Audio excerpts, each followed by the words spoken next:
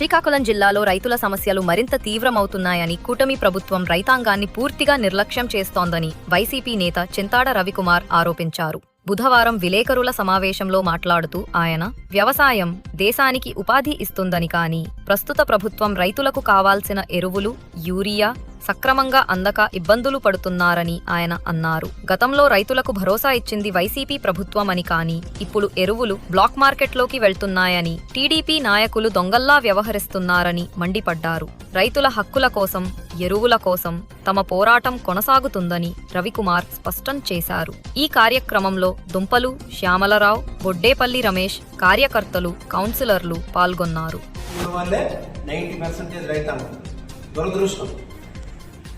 స్వతంత్రం వచ్చిన తర్వాత ఈ జిల్లాకి వంశధార, నాగావళి రెండు మంచి నదులున్నా, వాటర్ ఉన్నా, పాలకల తాలూకు నిర్లక్ష్యం, లేకపోతే చంద్రబాబు నాయుడు లాంటి దుర్మార్గమైనటువంటి ముఖ్యమంత్రి 16-17 సంవత్సరాలుగా మనకు ఉండడం, ఒక్క ప్రాజెక్టును కూడా పూర్తి చేసుకోలేకపోతుంది. చూడండి, 50 సంవత్సరాల క్రితం స్టార్ట్ చేసిన వంశధార ప్రాజెక్టు ఈ రోజుకి 50 కోట్లు పెడితే ఆ ప్రాజెక్ట్ పూర్తి అయిపోతుంది. దాన్ని పూర్తి చేయట్లేదు. ఈ మాత్రమైనా ప్రాజెక్ట్ పూర్తయిందంటే ఆ రోజు స్వర్గీయ రాజశేఖర రెడ్డి గారు అయినా, తర్వాత జగన్మోహన్ రెడ్డి గారు తీసుకున్నటువంటి జలయజ్ఞం కార్యక్రమాలు కానీ, లేకపోతే రైతుల మీద ఉన్నటువంటి చిత్తశుద్ధి వల్లే ఈ రోజైనా వంశధార ప్రాజెక్ట్ కాస్ట్ తీసుకొచ్చింది. ఇప్పుడు ఇంకొక 50 కోట్లు పెడిచాలి, ఆ ప్రాజెక్ట్ పూర్తవుతుంది. అది కూడా చేయట్లేదు చంద్రబాబు నాయుడు. 17 సంవత్సరాలు 16 సంవత్సరాలు ముఖ్యమంత్రిగా ఉన్నాడు. మన జిల్లాతో దురదృష్టం అది. ఒక ప్రాజెక్ట్ కూడా లేదు.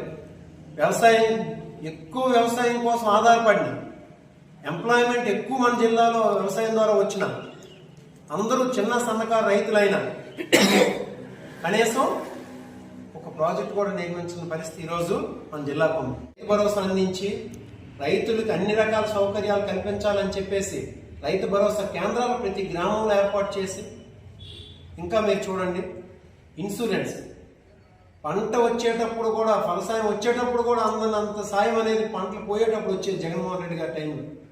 ఇన్సూరెన్స్ అంతా ప్రతి ఒక్క ఎకరా కూడా ఉచిత ఇన్సూరెన్స్ కల్పించి, అలాగే ధాన్యం కొనుగోలు టైంలో సకాలంలో కొనుగోలు జరిపి రైతుల అకౌంట్లో డబ్బులు వేసి రైతాంగాన్ని, లేకపోతే వ్యవసాయాన్ని ఒక పండగలా చేసినటువంటి వ్యక్తి మన జగన్మోహన్ రెడ్డి గారు.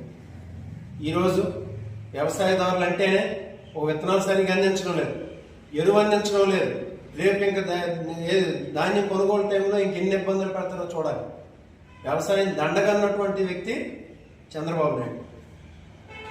ఈ రెండింటి మధ్యన, జగన్మోహన్ రెడ్డి గారి పరిపాలన, చంద్రబాబు నాయుడు గారి పరిపాలన మధ్యన